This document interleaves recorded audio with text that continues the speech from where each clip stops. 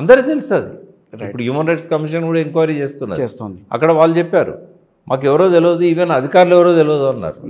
Collector ఎవరో తెలియదు, మాకు వచ్చిన ల్యాండ్ అక్విజిషన్ ఆఫీసర్ ఎవరో తెలియదు, మా భూములు ఎట్లా తీసుకుంటారని చెప్పి మేము తిరగబడ్డాం, మాకెవరు చెప్పింది కాదు అని. కానీ వాళ్ళను థర్డ్ డిగ్రీ మెథడ్స్తో హ్యాండిల్ చేయడం అనేది చాలా పొరపాటు. అది ఇప్పుడు ఆల్మోస్ట్ 1 year అయింది రేవంత్ గవర్నమెంట్, ఆల్మోస్ట్ అవ్వబోతోంది. సో మీరు ఎన్ని మార్కులు వేస్తారు గవర్నమెంట్కి?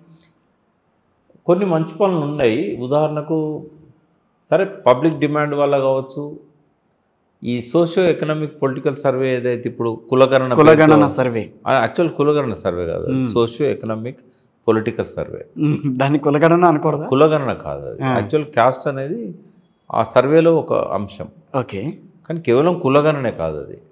కులాల యొక్క ఫస్ట్ టైం కులాన్ని ఒక అంశంగా సర్వేలో పెట్టడం అనేది చేశారు. బీజేపీ ఏమో నేరుగా సుప్రీంకోర్టుకి మేము కులగణన చేయమని చెప్పేశారు. అవును, 2 సార్లు అఫిడవిట్ ఇచ్చారు. బీహార్లో చేసింది, బీహార్ గవర్నమెంట్ నితీష్ చేశాడు. అయితే ఇక్కడ అది ఒక ప్రోగ్రెసివ్ స్టెప్. అది ఆచరణలో ఎట్లుంటుంది అనేది చూడాలి. కానీ రిపోర్ట్ బయటకు ఏమంటున్నారు కదా, అనుమానాలు ఉన్నాయి. అయితే ఏదున్నా ఇస్ డెడికేటెడ్ కమిషన్ వేసి ఈ సర్వే జరుగుతుండడం అనేది, అందులో ఉన్న అంశాలు చాలామంది దానిలో ఇన్వాల్వ్ అయ్యి చేసినట్టుగానే ఉంది. ఎందుకంటే నేను కూడా సర్వే ఫామ్ ఫిలప్ చేసినప్పుడు అడిగారు. అడిగినప్పుడు చూశాను నేను. అంటే రియల్గా ఈ సర్వేతోని ఒక్కొక్క కుటుంబం యొక్క ఆర్థిక పరిస్థితి ఏంది, సామాజిక పరిస్థితి ఏంది అన్ని వెలుగులోకి వస్తాయి. ఓకే. సో మంచి డిసిషన్ అని నేను ఆయన అప్రిషియేట్ చేయగలుగుతా. తర్వాత స్కిల్ యూనివర్సిటీ, అది సరే, స్కిల్ యూనివర్సిటీ అనే కాన్సెప్టు దాని అవసరం చాలా ఉంది తెలంగాణకి. కరెక్ట్. స్కిల్ ఉన్నవాడు ఏ దేశంలోకైనా పోయి బతకగలుగుతాడు. సో ఆ విషయంలో కొంత టీఆర్ఎస్ ప్రభుత్వం అప్పుడు చేయలేకపోయింది, అది తను చేయగలుగుతున్నాడు. ఓకే. మూడవది ఏంటంటే ఉత్తమ్ కుమార్ రెడ్డి కొంత పెండింగ్ ప్రాజెక్టుల మీద దృష్టి పెట్టి చాలా కాలంగా నిరాదరణకు నిర్లక్ష్యానికి గురైన కొన్ని ప్రాజెక్టులను జగిత్యాల దగ్గర కలికోట చిన్నయే 50,000 ఎకరాలు 40,000 ఎకరాలకు నీళ్ళు వచ్చేటి. సో మంత్రిలో చిన్న కాళేశ్వరం, ముక్తేశ్వరం. తర్వాత సార్ కేసీఆర్ గారు దిగిపోయే నాటికి 90% వర్క్స్ అయిపోయి ఇంకో 10% పెండింగ్ ఉన్న ప్రాజెక్ట్స్ ఉన్నాయి, సీతారామ ఇట్లాంటివి. ఇవన్నీ కూడా పూర్తి చేయాలని ఒక సంకల్పంతో వాటిని టేకప్ చేయడం అనేది కూడా మంచి అంశం. అది 60 మార్కులు ఇస్తారా? కాదు, అట్లా ఇవ్వను. నేను అనేది ఏంటంటే ముందు పాజిటివ్ అంశాలు చెప్తున్నాను. రైట్. ఓకే. రేవంత్ రెడ్డి ప్రభుత్వం చేసిన పాజిటివ్ అంశాలు ఇవి. ఇంకా కొన్ని ఏంటంటే ఆయనకు ఒక తపన అయితే కనబడుతుంది, ఏదైనా చేయాలి. తను కూడా తన మార్కు అంటే తన ముద్ర, రేవంత్ ముద్ర అనేది ఉండాలి. ఆయన అంటే ఒక మనిషి యొక్క ఆలోచనలను తెలుసుకోవడానికి ఇవన్నీ కూడా మనకు కొంత ఒక తపన ఉన్నది, నాకు చేయాలనే సంకల్పం ఉంది అనేది కనబడుతుంది. కానీ ఆయనకు ఏ ముఖ్యమంత్రికి ఎదురుగానే ఒక పెద్ద సమస్య ఆయనకు ఎదురైంది ఏంటి అంటే ఎట్లయినా అధికారంలోకి రావాలని చెప్పి విపరీతమైన హామీలు ఇచ్చి అవి అమలు చేయలేని పరిస్థితికి నెట్టబడ్డాడు. రైట్. అది ఆయనకు తెలుసు.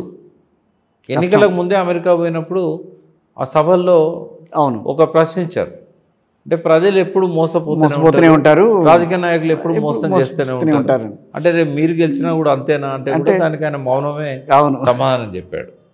నేను ఆ విషయంలో కూడా సరే ఆయనకు ఇవ్వలేని పరిస్థితి ఉన్నది, ఇవ్వలేని పరిస్థితి ఉన్నప్పుడు ముఖం చాటేయకుండా ప్రజలకు చెప్పుకోవాలి, నా పరిస్థితికి ఇది, నేను మీకు ఇవ్వలేను, డెఫినెట్గా ఇవ్వగలుగుతానే నమ్మకంతోనే హామీ ఇచ్చాము, మేము ఇంతవరకే మేము చేయగలుగుతాం, ఇంత చేయలేమని చెప్పేయాల. కానీ ఇంకా ఏదో తపన, నేను చేయగలుగుతా, నేను చేస్తా.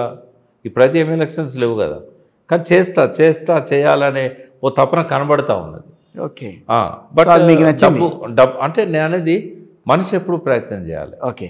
మానవ ప్రయత్నం అనేది ఉండాలి. ఒక ప్రయత్నం అయితే ఉంది, కానీ అశక్తత ఏంది అని అంటే డబ్బు అసలే లేకపోవడం. అయితే రేవంత్ రెడ్డికి అంటే ఇప్పటికీ కూడా నాకు ఇంటర్నల్ విషయాలు తెలియవు, బట్ ఒక థింక్ ట్యాంక్ లేదు అని నేను నమ్ముతున్నా. ఆయన వెనకాల ఒక థింక్ ట్యాంక్ ఉండుంటే డబ్బు లేకపోవడం సమస్య ఆయనకు అవసరమా? 2022 వరకు అసలు రేవంత్ రెడ్డి అనేవారు ఎవరో తెలియకపోయినా ఆయన ఎన్నికలకు వచ్చేసరికి ఆయన ముఖ్యమంత్రి అయి కూర్చున్నాడు. ఆయన కావాలా? ఆయన ఆలోచన లేకుండానే అడుగులు వేసుంటాడంటారా? కాదు, అంటే ఎట్లన్నా చేసి ముఖ్యమంత్రి కావాలనేది వేరు. ఓకే, ఆ క్రమంలో చాలా హామీలు ఇస్తారు, ఉల్లంఘిస్తారు, అది వేరు విషయం. కానీ ముఖ్యమంత్రి అయిన తర్వాత ఏంటి అనే దానిలో థింక్ ట్యాంక్ అనేది డబ్బులు లేకపోవడం అనేది మైనస్ పాయింట్ కాదు, డబ్బులు తేలేకపోవడం అనేది మైనస్ పాయింట్. జనరేట్ చేసుకోవడం కూడా మైనస్ పాయింట్. జనరేట్ చేసుకోలేకపోవడం. జనరేట్ చేసుకోవాలంటే ఆలోచనలు కావాలి. ఆలోచనలు కావాలంటే ఒక థింక్ ట్యాంక్ ఉండాలి. అన్నీ నాకే తెలుసు అని అనుకుంటే ఏం ఉపయోగం లేదు. ఇది అన్నీ నాకే తెలుసు అనుకున్న కేసీఆర్ కూడా ఒక థింక్ ట్యాంక్ ఉండేది ఆయనకి. అంటే ఎకనామిక్ అంటే ఫైనాన్సెస్ విషయంలో ఓ రెడ్డి గారు ఉండేది, జేఆర్ రెడ్డి గారు అని, చాలా అద్భుతమైన ఆర్థికవేత్త ఆయన. ఇట్లాంటి వాళ్ళ సలహాలు ఆయనకి ఎప్పుడు తీసుకుంటుండేది. ఈవెన్ ఏది చేయాలన్నా కూడా పంచాయతీరాజ్ చట్టం, మున్సిపల్ చట్టం, రెవెన్యూ చట్టం ఇవన్నీ కొత్తగా మళ్ళీ తయారు చేయాలన్నా కూడా చాలా ఎక్సర్సైజ్ చేశారండి. చాలామంది మేధావులను ఇన్వాల్వ్ చేశారు. దేశవ్యాప్తంగా ఉన్న వాళ్ళని పిలిపించుకున్నాడు. అట్లాంటి ప్రయత్నము రేవంత్ రెడ్డి చేయట్లేదు. రైట్.